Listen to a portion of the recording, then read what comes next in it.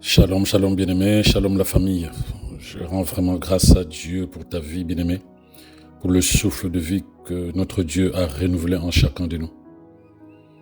Puisse le Seigneur être élevé et glorifié, car comme j'aime le dire, ce n'est pas un acquis bien-aimé, ce n'est pas un acquis lorsqu'on se couche le soir pour se réveiller le matin. Aucune garantie que nous serons encore debout ce matin. Sa grâce, sa bonté et ses plans sont passés par là. Et toi et moi, nous sommes debout parce qu'il a renouvelé en nous non seulement le souffle, mais aussi la bonté qui nous permet de pouvoir accepter que cette journée qu'il nous a donnée, c'est une bénédiction, c'est un don venant de lui. Et que tout ce qu'il a disposé, planifié pour chacun de nous, c'est pour la gloire de son nom. En tout cas, gloire à Dieu. Merci Père. Merci Père de ce que chaque jour nous réalisons que nos vies dépendent véritablement de toi. Quels que soient nos projets, nous sommes attachés à toi et nous dépendons de toi. Et cette journée merveilleuse que tu disposes pour nous, nous sommes convaincus que c'est une journée durant laquelle nous serons appelés à vivre selon tes pensées et tes projets. Tu as planifié que nous soyons des instruments pour la gloire de ton nom. Nous t'en sommes infiniment reconnaissants. Nous sommes appelés à être des témoins de ton amour, de ta bonté. Être des instruments puissants entre tes mains pour transformer la vie d'une personne aujourd'hui. Nos vies sont à toi, Seigneur. L'ennemi n'a aucun pouvoir sur nous. Telle est notre vérité. Telle est notre conscience. Et que la louange et la reconnaissance reviennent à toi et à toi seul au nom de Jésus. Amen. Shalom encore bien-aimé. Aujourd'hui, je voudrais répondre à une personne qui m'a écrit sur la base de l'enseignement qui a été donné ce dimanche sur la maturité par A.P. Melen. Voilà, la personne écrit, la personne me dit ceci: bonjour pasteur. Durant la prédication de ce dimanche, la servante de Dieu qui a prêché nous a encouragés à chercher à grandir spirituellement pour devenir matures. Mais elle a aussi dit une chose qui m'a interpellé, c'est qu'elle-même, pendant longtemps, ne savait pas qu'il fallait qu'elle grandisse spirituellement.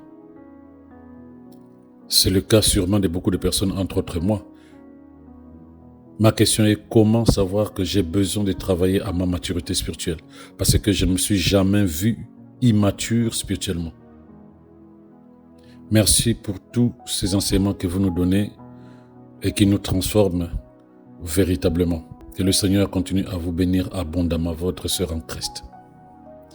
Donc voilà le message. La personne pose la question: comment savoir qu'elle a besoin de travailler à sa maturité? C'est vrai que, comme Dieu le dit lui-même dans sa parole, mon peuple périt parce qu'il manque la connaissance. Ils sont nombreux ceux qui sont sincères dans leur foi chrétienne, dans leur marche chrétienne. Ils sont sincères. Ils ne pensent pas que certaines situations dans leur vie, certains comportements, c'est à cause de l'immaturité spirituelle. Ils estiment que c'est la vie normale et qu'ils estiment que depuis qu'ils sont dans l'assemblée, avec ce qu'ils font dans l'assemblée, avec les années qui sont passées, ces personnes estiment qu'ils sont matures. Donc pour bien répondre, je voudrais reprendre le verset qui a été lu hier, le dimanche, comme verset d'introduction par rapport à la prédication qui a été donnée. Donc, je prends le verset 12. Voilà ce que dit la parole de Dieu. Donc, Hébreux 11, chapitre 5, verset 12, Il dit ceci: dire que vous êtes convertis depuis tant d'années, il y a longtemps que vous devrez être en train d'enseigner d'autres. Et pourtant, vous êtes encore à l'ABC de la révélation.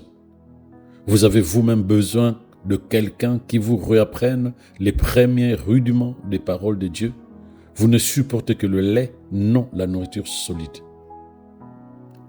Si j'avance un peu au verset 13, il dit: mais celui qui continue à vivre le lait montre par là qu'il est encore enfant. Il n'est pas apte à saisir un enseignement relatif aux justes exigences de Dieu. Il n'a aucune expérience de ce qu'est une vie juste.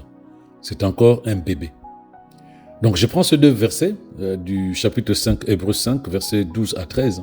Et là-dedans, la personne qui a écrit cette lettre aux Hébreux commence déjà une sorte de comparaison entre un enfant et un adulte. Entre un bébé, comme il dit, et un adulte. Bien-aimé, la première des choses que tu dois accepter, c'est que les plans de Dieu, le dessein de Dieu, n'est pas que tu restes au stade de l'enfance du christianisme. Tu ne peux pas rester dans cette position d'enfant, spirituellement parlant. N'importe quel parent veut que son enfant grandisse. Et Dieu, lorsqu'il a fait de nous ses enfants, quand nous sommes nés de nouveau, son désir que nous grandissions, que nous devenons matures afin que nous puissions fonctionner dans les révélations supérieures de son royaume, que nous arrivons à manifester notre réelle nature spirituelle, celle qui est la sienne. Donc ça, c'est déjà la pensée que tu dois avoir. En tant qu'enfant de Dieu, je crois que hier, Apemelen a parlé de ça, quand on est de nouveau, nous devons accepter que nous sommes des bébés spirituels, même si notre corps physique n'a pas changé. Donc c'est ce qui doit nous inciter à nous dire, puisque je nais de nouveau, je suis un bébé spirituellement parlant, je sais que j'ai la nourriture qu'il me faut, donc la parole de Dieu. Je sais que j'ai les parents à même de m'accompagner. Je parle de serviteurs de Dieu que le Seigneur t'a donné, tes pasteurs, que le Seigneur t'a donné dans quelque église que tu sois. Ces gens sont là pour t'accompagner dans ta croissance, sur ton cheminement spirituel vers la maturité, afin que tu sois utile à Dieu. Donc tu te dis, ok, comme un enfant humain, j'ai besoin d'avancer vers la maturité. Donc, à la question qui m'a été posée, je veux répondre derrière cela. Quels sont les signes de l'immaturité? Quelle différence il y a entre un bébé spirituellement parlant et un adulte? C'est-à-dire qu'une personne, un chrétien qui s'est développé sur le chemin de sa vie spirituelle et qui est devenu adulte spirituellement, comme dit la parole de Dieu. Donc la première des choses, n'oublie pas, c'est d'abord l'instabilité de la foi. Un enfant est instable. Un enfant est instable, un bébé spirituel est instable dans sa foi. Il peut être zélé aujourd'hui comme personne, il veut passer la nuit à l'église, mais le lendemain, il commence à se poser la question sur sa relation avec Dieu, sur sa présence dans une assemblée, sur la véracité de la parole de Dieu. Voilà, il commence à se poser des questions. Il y a instabilité de la foi. Il n'a pas encore développé cette capacité d'accepter la parole de Dieu comme vérité immuable et de développer une certaine connaissance de la vérité de la parole de Dieu afin que cette connaissance devienne sa conscience. Donc, lorsque tu sens cette versatilité, donc c'est temps de un tantôt c'est bien, tantôt c'est pas bien, tantôt je suis zélé, tantôt je ne le suis pas, tantôt j'ai envie d'arrêter, tantôt je reprends ma foi et mon service à l'église. Donc il y a ce manque de stabilité exprime véritablement un manque de maturité spirituelle. Il y a aussi le refus du changement. Il est très difficile de faire changer un enfant quelque chose si ce n'est pas par imposition. Mais un adulte est capable de se dire « Ah, je sais, ça, tu as raison, il faut que j'arrive à me réajuster. » Mais dans l'église, lorsque tu vois quelqu'un qui a du mal à se réajuster, malgré le conseil qu'on peut lui donner, malgré les paroles qu'on peut lui transmettre, malgré les enseignements, la personne a du mal à se remettre en question. Cela montre très bien que cette personne n'a pas encore le discernement. Or, le discernement, c'est un comportement intérieur d'un adulte. Un enfant n'a pas le discernement. Donc ça aussi, c'est parmi les signes qui montrent qu'une personne n'est pas encore adulte spirituellement parlant. Que je vais encore dire, le manque d'autonomie spirituelle, c'est très important. Le manque d'autonomie spirituelle, c'est-à-dire qu'il y a des gens qui se lèvent le matin, ils sont dans l'église depuis des années, comme on le sait, ils sont dans l'église depuis des années, mais qui ne sont pas capables de pouvoir se gérer de manière spirituelle. C'est comme un enfant. Un enfant ne fait rien pour lui. Il faut que quelqu'un l'aide à s'habiller, à changer ses vêtements, à les nettoyer éventuellement. Surtout quand c'est un bébé de ces bébés, il faut que quelqu'un soit là pour changer ses couches quand ils sont sales. Même quand il a faim, un enfant ne peut rien manger tant qu'une personne adulte ne le fait pas à manger. Donc quand tu vois ça, ramène ça maintenant dans le monde spirituel. Un bébé spirituel, donc un chrétien immature, c'est pareil. Quand l'ennemi l'oppresse, il a besoin de son pasteur pour chasser les démons. Alors que Jésus a dit, voici les signes qui accompagneront ceux qui auront cru. À mon nom, ils chasseront les démons. Donc, puisqu'il croit, il est capable de chasser les démons. Mais puisqu'il est encore un bébé, il faut que quelqu'un s'occupe de ça. Pour prier pour la guérison de son corps ou des membres de sa famille, il a aussi besoin de son pasteur. J'ai connu une personne qui m'avait appelé parce qu'il voulait quitter l'église. Il voulait quitter l'église parce que mon pasteur, qui était aussi son pasteur, n'avait pas pris le temps d'aller prier pour sa maman. Donc il s'est dit non, je vais quitter l'église. Ça, c'est des signes d'immaturité. Tu trouveras dans l'église de nombreux chrétiens immatures spirituellement. Il y en a plein. Depuis des années qu'ils fréquentent les églises, ils sont restés dépendants des autres spirituellement. Ils sont restés dépendants des autres et c'est triste. Parce que lorsque on est à ce niveau-là, c'est-à-dire qu'on est encore à ce niveau-là de foi et de maturité, il est difficile de pouvoir jouir de merveilleuses bénédictions que Dieu dispose pour chacun de nous, mais parce qu'il y a des choses de manière spirituelle que tu ne peux pas posséder ou que tu ne peux pas jouir de certaines choses quand on parle des bénédictions. On a beau le dire à haute voix, en criant, en sautant, en dansant, mais il y a des bénédictions qui ne se manifestent dans la vie d'une personne que lorsque cette personne devient mature. C'est la Bible qui le dit. Aussi longtemps qu'un enfant demeure enfant, qu'un héritier demeure enfant, quel que soit l'héritage que ses parents lui ont légué, il ne peut pas jouir de cela. Pour la simple raison que il doit atteindre la majorité. Et spirituellement, beaucoup de chrétiens ont du mal à accepter cette vérité, mais c'est dans la Bible. Il y a des choses que Dieu a disposées pour nous en Christ que nous ne pouvons pas posséder tant que nous restons des bébés spirituels.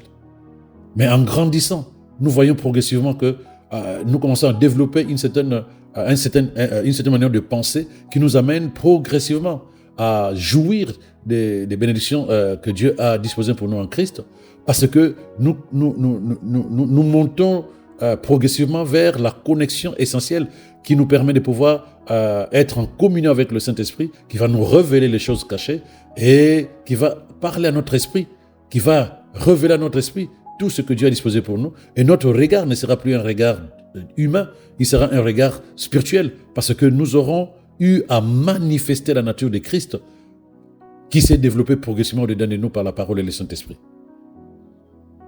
Donc, le manque d'autonomie spirituelle, lorsque tu vois une personne qui se frustre en 30 secondes parce que son pasteur n'a pas eu le temps, parce que son pasteur ne lui a pas dit bravo, je ne sais pas comment il faut le dire, et cette personne qui se frustre en 30 secondes, qui a envie de quitter l'église, qui ne veut plus servir, dis-toi que cette personne a besoin de grandir spirituellement. Qu'est-ce que je peux encore dire là-dessus? Mais en fait, il y a une précision que je voulais apporter. Un enfant a la nature du Père. Je ne dis pas que c'est pas un... Non, un enfant a la nature du Père. Il a la nature du Père, mais à la différence d'un adulte, donc d'un fils, celui qui a grandi, c'est que le fils non seulement a la nature du Père, mais il a aussi le caractère du Père. Donc, il y a des gens qui sont encore dans les émotions, conduits par les émotions. Il y a des gens qui sont encore dans un caractère difficile, celui que l'ancien caractère n'a jamais été transformé pour recevoir le nouveau caractère de Christ au travers de la parole et le Saint-Esprit. Et c'est là où tu verras la différence. Le caractère n'a pas changé. Donc, c'est les choses que tu verras dans les églises, de gens qui ont encore un caractère difficile. Pour parler à quelqu'un, c'est compliqué. Susceptibilité, colère, frustration. Donc, il y a des réactions, même les perceptions. Quand tu parles, la personne perçoit différemment les choses que tu dis. Un fils, c'est un enfant, mais un enfant n'est pas un fils. Les deux ont la nature du Père. Mais celui qui a le caractère, c'est le Fils, parce qu'il a grandi, il s'est développé sur le chemin de sa vie chrétienne. Et sur le chemin, les épreuves, les échecs, les réussites, les succès, toutes ces choses-là, les circonstances, les adversités, ont eu l'occasion de développer sa foi, de développer son caractère. Et lui, dès le moment où il est arrivé au sommet de sa croissance spirituelle par la maturité, il a eu le temps d'enlever tout ce qui n'est pas de Dieu dans son caractère. Donc lui, il peut manifester le caractère de Christ, mais un bébé spirituel, un chrétien non mature ne peut pas développer ou manifester le caractère de Christ. Ça se voit par son attitude, son comportement.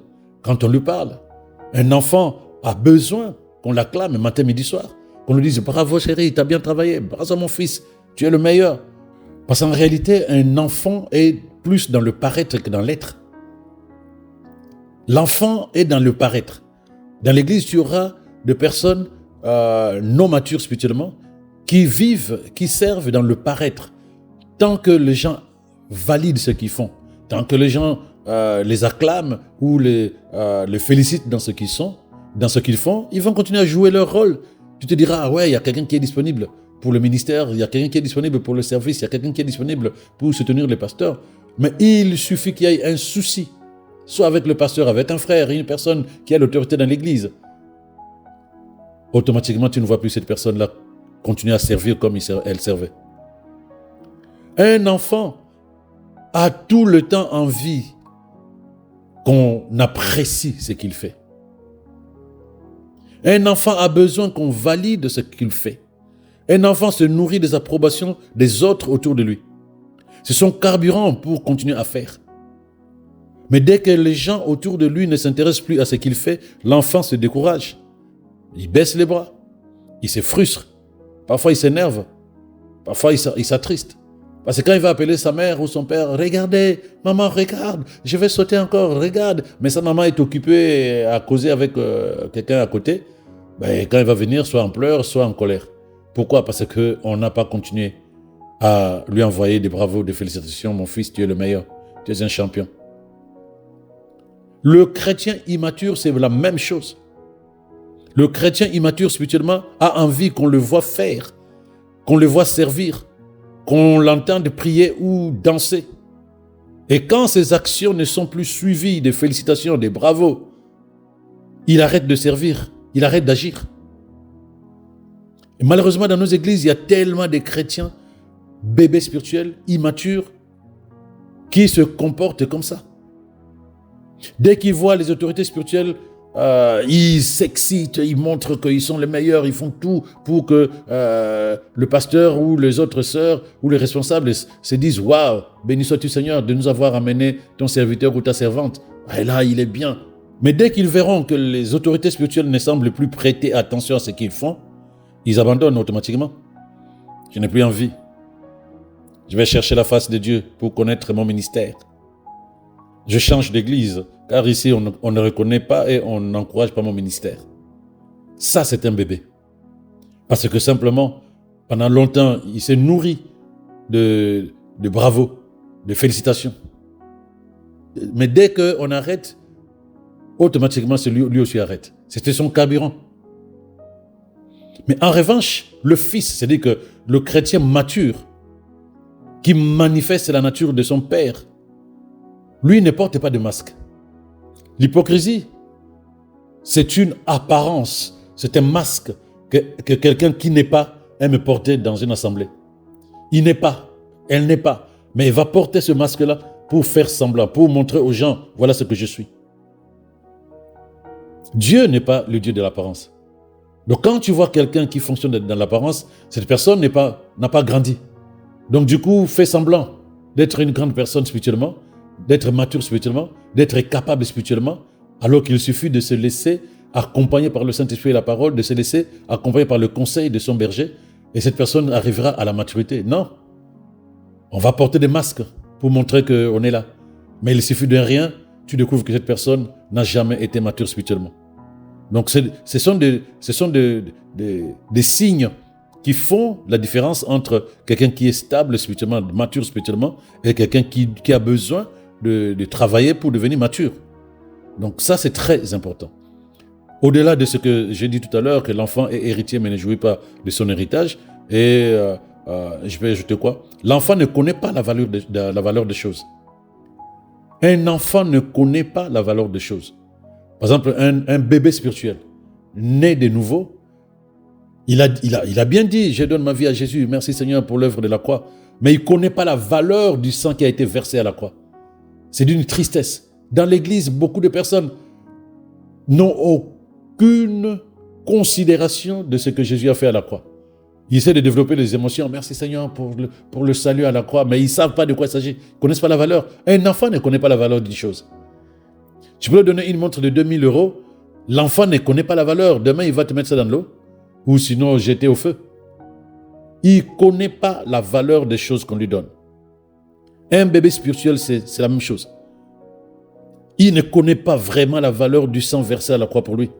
Il continuera à demander à Dieu des choses que Dieu lui a déjà données, mais que son manque de maturité spirituelle a tout cassé ou ne peut pas lui permettre de posséder.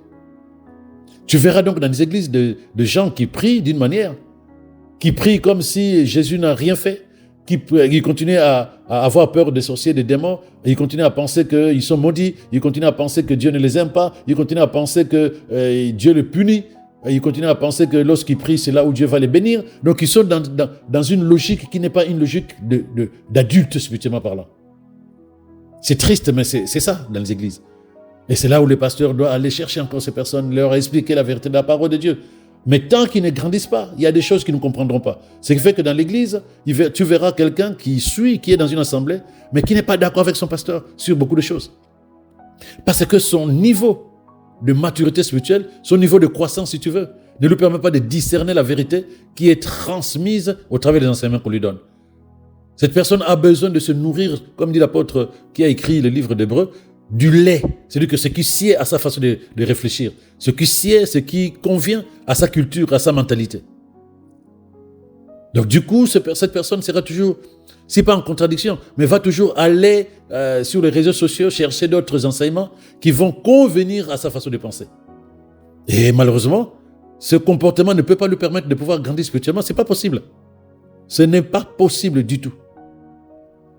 Donc quand un enfant ne connaît pas la valeur des choses, un bébé spirituel ne connaît pas aussi ce qu'on lui donne comme enseignement, ce que Christ a fait, ce que son pasteur a investi comme temps, comme sacrifice dans sa vie. Cette personne ne voit pas ça.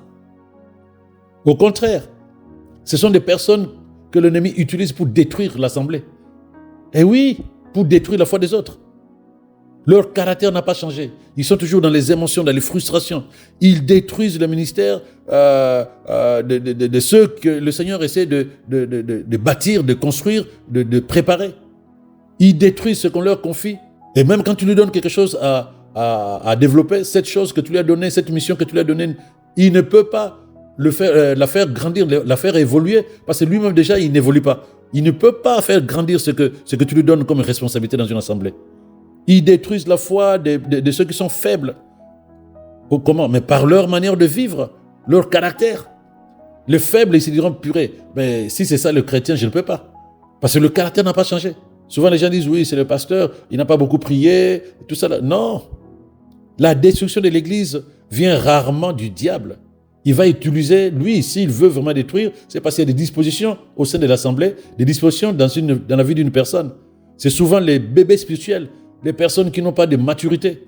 C'est eux qui participent à la destruction des églises. Médisance à gauche, à droite, calomnie, opposition.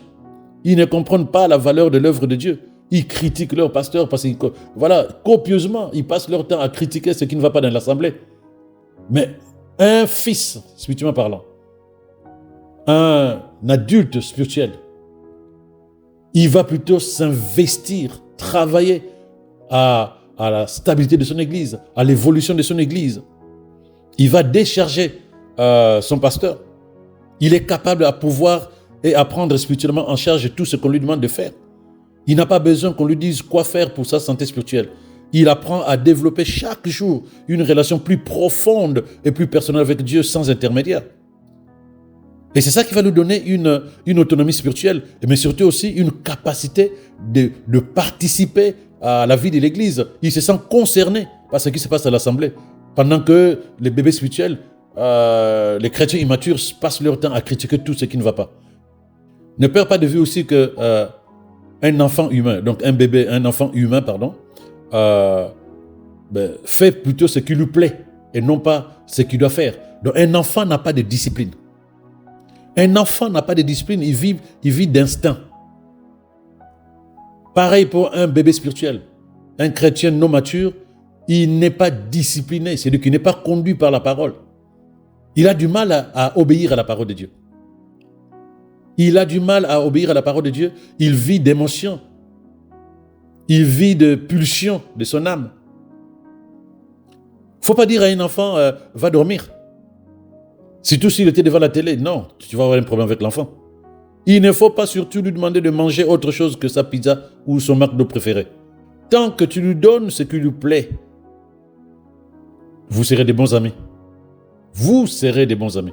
Parce que l'enfant se contentera de ce qui lui plaît, comme je l'ai dit, et non pas de ce qui est important pour lui. Et c'est la même chose. Dans les églises, tu vas trouver des chrétiens qui fonctionnent de cette manière-là. Ce n'est pas ce que tu lui donnes comme enseignement, comme conseil qui va écouter. Non, donne-moi ce qui plaît à mon âme. Et malheureusement, ce n'est pas ce qui plaît à l'âme qui fait grandir. C'est ce qui arrive à toucher ton esprit, qui va amener ton esprit à transmettre les désirs de l'esprit à ton âme et à soumettre ton âme et à renverser les forteresses. Beaucoup de chrétiens fonctionnent dans la quête permanente de ce qui leur plaît. Surtout avec Internet aujourd'hui, ils ne font que ça, chercher les enseignements qui leur plaisent, pas les enseignements qui les transforment. Non, pas les enseignements qui les transforment. Donc même avec des amis qui ont le même problème que lui, on se transfère des liens de certains enseignements, mais qui ne sont pas les enseignements appropriés pour la personne, qui ne sont pas les enseignements capables de le faire grandir, juste parce que ça touche l'âme. Puisque ça fait plaisir à mon âme, je donne à d'autres personnes. Et ainsi de suite. Ce qui fait que la vraie nourriture que Dieu dispose pour chacune de ces personnes-là, on met de côté. On met de côté.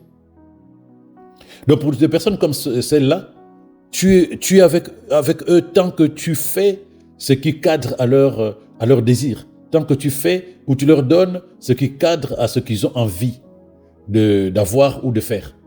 Pas ce qui est important pour eux. Je peux encore ajouter très rapidement quelque chose. Quand tu regardes un enfant humain, il n'aime pas donner. Et pourtant, il aime recevoir. Un enfant humain est par défaut égoïste. Son jouet, personne ne prend, même si lui peut s'accaparer des jouets des autres.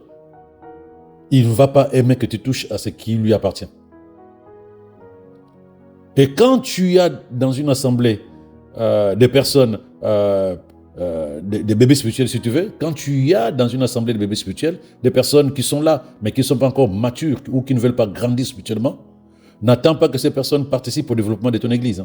N'attends pas du tout. Ils ne vont pas participer au développement, à l'évolution de l'église, parce qu'ils ne vont pas donner de leur temps, ils ne vont pas donner de leur talent, de leur capacité, ils ne vont pas donner de leur trésor, de leurs ressources. Tu as beau prêcher, bien-aimé, tu as beau prêcher, encourager pour qu'il donne sa dîme, pour qu'il donne son offrande, pour qu'il donne sa sémence, qu'il fasse des prémices. Celui qui est encore un bébé spirituel ne donnera pas. Sinon, il va le faire en boudant. Il va le faire en boudant comme si on lui ravissait son jouet. Tu as beau argumenter par des versets du genre « Donnez, il vous sera donné. Le Seigneur multipliera votre sémence au centuple. » Tant que la personne qui écoute est encore un bébé spirituellement parlant, cette personne ne va pas donner. Il va plutôt chercher des versets, il va chercher des enseignements sur Internet pour se rassurer que finalement Dieu n'a pas besoin de lui. Dieu n'a pas besoin de sa participation financière ou de sa participation au niveau du temps ou au niveau de ses capacités. Un chrétien immature, spirituellement parlant, un chrétien immature ne donne pas de son temps, ne donne pas de son talent, ne donne pas de ses trésors. N'oublie pas cela. Parce que ce qui le fait fonctionner, ce n'est pas la sagesse de la parole, ce n'est pas le caractère de Christ dedans. Ce qui le fait fonctionner, ce sont ses penchants à lui, ses intérêts à lui, ses émotions, ses perceptions. C'est ça qui le fait fonctionner. Entre-temps, il va chercher à ce que tu continues à prier pour lui. Il va chercher à ce que tu continues à prier pour lui, pour qu'il soit davantage béni. Il va chercher à ce que tu continues à investir dans sa vie. Mais en retour, n'attends pas qu'il fasse quelque chose. Comme je l'ai dit tout à l'heure, sinon en boudant. Et oui, sinon en boudant. Entre-temps, il se fait superviseur. Quand les choses ne fonctionnent pas, il boude. Un enfant, c'est un enfant, c'est comme à la maison. Il n'y a plus de lait. Ah, mais pourquoi il n'y a pas de lait? Pourquoi on mange la même chose? Ça fait 3 jours qu'on mange la même chose. Est-ce que tu sais que tes parents, à ce moment-là, n'ont pas les ressources pour t'acheter des choses différentes chaque jour? Non, ça ne le concerne pas. Lui, ce qui importe, c'est « donnez-moi ce qui me plaît. Débrouillez-vous. Mais ne m'imposez pas vos contraintes. » Il devient superviseur, surveillant. Il va pointer du doigt tout ce qui ne fonctionne pas dans l'église. Le micro ne fonctionne pas, la son, non, c'est pas bon. Ben non, la caméra, comme je l'ai dit, ben, il va aussi critiquer les enseignements et les conseils de son pasteur. Il va critiquer parce qu'il ne comprend pas les choses de la même manière que celui qui est adulte, qui se dit, ah, ça, c'est vraiment l'enseignement qu'il me fallait. Il va critiquer parce que ça ne cadre pas avec sa logique, ça ne cadre pas avec sa façon de voir les choses. C'est ça. À force d'aller butiner aussi à gauche, à droite, il n'a plus la conscience que là où il est, c'est là où Dieu veut qu'il grandisse. Parce que ceux qui l'écoutent à gauche, à droite sur Internet, non, ce n'est pas des pères. Ce n'est pas les personnes que Dieu lui a données pour l'accompagner vers la maturité, vers l'accomplissement de sa destinée. Mais malheureusement, il ne sait pas ça. Ou il ne veut pas l'accepter. Parce qu'il n'a aucune connaissance là-dessus. Mais le fils ou le chrétien qui a grandi spirituellement, il sait que tout ce qu'il a vient du Père et il n'est pas réticent, il n'est pas bloqué, il ne boude pas à donner en posant des actes qu'on ne lui demande ou pas. Parce qu'il voit ce qui se passe dans son assemblée. Le fils se sent concerné par l'œuvre du Père et il s'investit. Il s'investit. L'enfant spirituel, le bébé spirituel, il parle des choses qu'il ne maîtrise pas. Il critique tout. Il critique tout, comme je l'ai dit encore tout à l'heure, il va critiquer les enseignements et les décisions de son pasteur. Il ne comprend rien de ce qui se passe. Il veut que les choses fonctionnent selon les sensibilités de son cœur, les penchants de son âme, l'immaturité de son esprit. Mais quand ça monte un peu, au lieu que lui monte, non, il a besoin que les choses soient à son niveau. Mais le fils, c'est-à-dire l'adulte spirituel, lui, il est impliqué. Il a des propositions. Il apporte des solutions pour décharger son pasteur. Là où l'enfant agit par les émotions, le fils, il est capable de pouvoir se maîtriser. Il est discipliné. L'adulte, spirituellement parlant, a en général développé une discipline de vie. Un enfant n'est pas discipliné. Les enseignants de l'école primaire souffrent plus que les profs de la fac. Parce que les enfants, ça te fait du bruit H24. Même à la maison, l'enfant vit d'instinct. Tu ne peux pas amener un enfant et dire, ok, reste devant la télé, mais tu éteins, tu ne bouges pas de là. 2 minutes, c'est compliqué. 2 minutes après, cet enfant commence à gesticuler comme s'il y avait des fourmis rouges sous ses pieds. Les gens qui ont du succès, bien aimés, les gens qui ont du succès ont la volonté de faire les choses que la plupart des gens ne veulent pas faire. Un enfant n'a pas envie qu'on lui demande des choses difficiles. Mais le succès, la réussite est derrière les choses qui te fait sortir de ton confort, de ta zone de confort si tu veux. Un chrétien adulte, un chrétien adulte spirituellement, c'est contrôler ses humeurs, c'est contrôler ses émotions. Ce sont ses engagements à lui et non pas les émotions qui dirigent sa façon de fonctionner dans une assemblée. Il sait mesurer ses paroles, il sait tempérer ses actions. Tout changement, tout miracle, bien-aimé, que tu veux dans ta vie, tout épanouissement intérieur qui va se manifester à l'extérieur, passe d'abord par le travail de maturation spirituelle, c'est-à-dire par la croissance de ton esprit vers la stature parfaite de Christ. Donc lorsque tu veux discerner cela, regarde comment se comporte un enfant humain. Et tu verras que c'est la même chose que tu vas trouver dans une assemblée, dans la vie d'une personne qui est encore un bébé spirituel. C'est la même chose. C'est la même chose. En tout cas, ma prière que la parole de Dieu demeure au-dedans de toi en abondance. Qu'elle reprogramme ta manière de penser. Qu'elle reprogramme ta manière de raisonner. Qu'elle renouvelle tes perceptions et que ces perceptions soient tournées et influencées par la parole de Dieu. Parce que le but, c'est quoi? C'est que ta vie soit conforme au projet de Dieu te concernant et que tu deviennes véritablement un instrument entre les mains de Dieu parce que tu auras grandi et que tu auras développé ces capacités spirituelles de pouvoir faire les choses comme si c'est Dieu lui-même qui les faisait. Tout ce que tu attends, que ce soit des dons, que ce soit des bénédictions, que ce soit des capacités, sache qu'il y a des choses que tu ne peux pas détenir si tu ne grandis pas spirituellement. Et comme la question m'a été posée, là j'ai donné un certain nombre d'exemples, de comparaisons si tu veux, tu es capable de voir, ah oui, j'ai un comportement qui ressemble à celui dont on a parlé là. Même si c'est un seul comportement que tu vois, un seul signe si tu veux, que tu as découvert, te concernant. Dis-toi, merci Seigneur pour la révélation. Ce n'est pas un jugement. Maintenant, tu t'empresses de travailler derrière, au travers tous les enseignements qu'on donne ces temps-ci sur la maturité. Puis c'est l'année, en tout cas au refuge, cette année, c'est une année où l'objectif principal pour chacun, c'est d'atteindre la maturité. Il y a tellement de choses que nous n'avons pas aujourd'hui parce que nous avons négligé la croissance spirituelle.